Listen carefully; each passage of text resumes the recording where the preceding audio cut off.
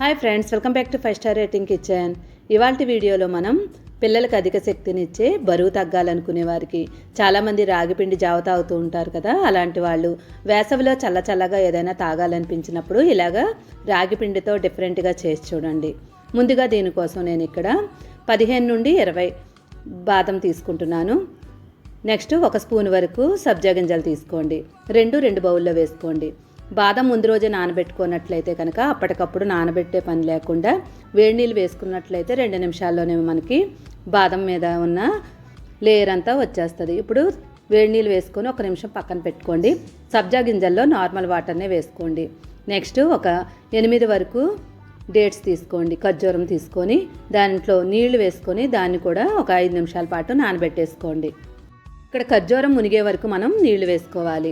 సబ్జా గింజలు ఖర్జూరం రెండు కూడా మనకి 2 నిమిషాల్లోనే మనకి నానిపోతాయి. బాదంలో కూడా మనం వేడి నీళ్ళు వేసుకున్నాం కాబట్టి వెంటనే నానిపోతాయి. ఇప్పుడు ఈ మూడింటిని కూడా పక్కన పెట్టేసుకోండి. ఒక గిన్నె తీసుకోండి. గిన్నె తీసుకొని 1 కప్పు వరకు రాగి పిండి తీసుకోండి. ఇక్కడ ఎన్ని స్పూన్లు మనం వేసుకుంటే అన్ని గ్లాసుల వరకు మనకి రాగి జ్యూస్ రెడీ అవుద్ది. 1 కప్పు నేను ఇక్కడ రాగిపిండి తీసుకున్నాను కదా, సుమారుగా ఇది 4కి సరిపోతుంది. 6 కప్పుల వరకు నీళ్లు వేసుకోండి. ఎక్కడ ఉండలు లేకుండా బాగా కలిపేసుకోండి. మొత్తం అంతా బాగా కలుపుకున్న తర్వాత ఇప్పుడు స్టవ్ వెలిగించుకోవాలి. మొత్తం బాగా కలుపుకోకుండా మాత్రం స్టవ్ వెలిగించకండి, లేదంటే మాడిపోద్ది. ఇప్పుడు స్టవ్ వెలిగించేసుకొని స్టవ్ మీద పెట్టేసుకోండి. నెక్స్ట్ ఈ రాగిపిండి మనకి దగ్గరికి అయ్యే వరకు ఉడికించేసుకోవాలి.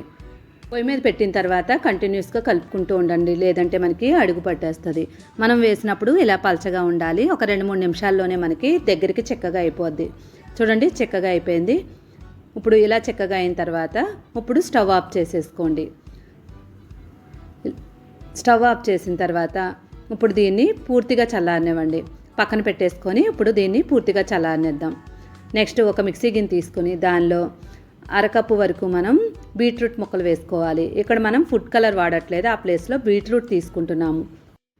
రాగిపిండితో పాటు బీట్రూట్ కలపడం వల్ల ఆరోగ్యానికి చాలా మంచిది. ఇప్పుడు ఈ బీట్రూట్ని జ్యూస్లా చేసుకొని ఒక బౌల్లోకి తీసేసుకోండి. మొత్తం అంతా కూడా మనకి ఒక బౌలు రసం వచ్చేలాగా తీసుకోండి. సగం ముక్క వరకు మనం బీట్రూట్ తీసుకోవాలి. ఇప్పుడు దీన్ని పక్కన పెట్టుకొని బాదం పప్పు నానబెట్టి ఉంచుకున్నాం కదా, వేడి నీళ్ళు వేసి వెంటనే మనకి పైన లేయర్ అంతా వచ్చేస్తుంది. చూడండి, ఇప్పుడు ఈ బాదం పప్పుని పూర్తిగా వలిచేసుకొని పక్కన తీసుకోండి.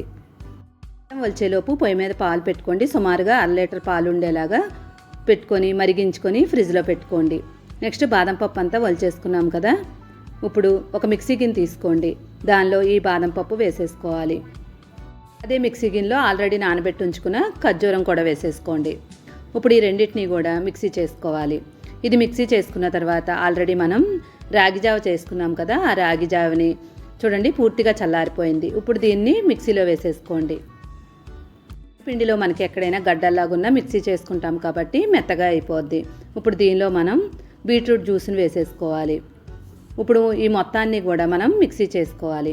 మిక్సీ చేసుకున్న తర్వాత ఒక బౌల్లో వేసేసుకోండి.